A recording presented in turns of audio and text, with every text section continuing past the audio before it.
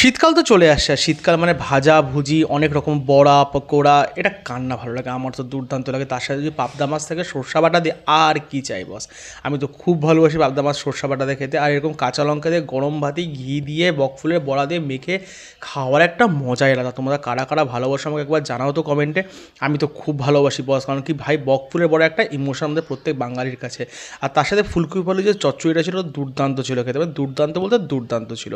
তারপরে চলে আসতো স্টার অফ দ্য শো, সেটা হচ্ছে সর্ষা পাবদা। আর সর্ষা পাবদা তো আমার দুর্দান্ত লাগে। বেশ বড় সাইজের একটা পাবদা ছিল। সবথেকে বড় কথা, আমি প্রথমে জানতাম না মাছটার ভিতরে ডিম আছে। যখন মাছটা খাওয়া দাওয়া করা কমপ্লিট, ভিডিও শ্যুট আমার কমপ্লিট, তারপরে দেখছি মাছটার ভিতরে ডিম আছে। তখন আর খাওয়ার পাত্তা দেখানো সম্ভব ছিল না। তো যাই হোক, মাছটা দেখো বিশাল বড় সাইজের পাবদা মাছ। আমি দুটো পাবদা মাছ সেদিনকে খেয়েছিলাম, আর বিশেষ করে এত টেস্টি আর এত ফ্রেশ ছিল পাবদা মাছটা।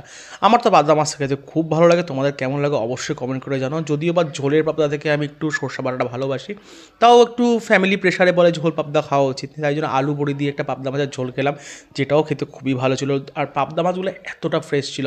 আর পাবদা মাছ থাকলে না আমি আশেপাশে যে মাছগুলো থাকে সেগুলো একটু সাইড ডিশ করে দেওয়ার চেষ্টা করি, কিন্তু পাবদা মাছটা আমি খুবই ভালোবাসি খেতে। আর এই পাবদা মাছটা তো ডিম ছিল, বিশ্বাস করো এত টেস্টি ছিল। তোমাদের কেমন লাগলো আজকে ভিডিও অবশ্যই কমেন্ট করে জানিও। তোমরা অবশ্যই ভালোবাসা দিও, আরও যেন আমি আরও ভিডিও করতে পারি তোমাদের সাথে। থ্যাংক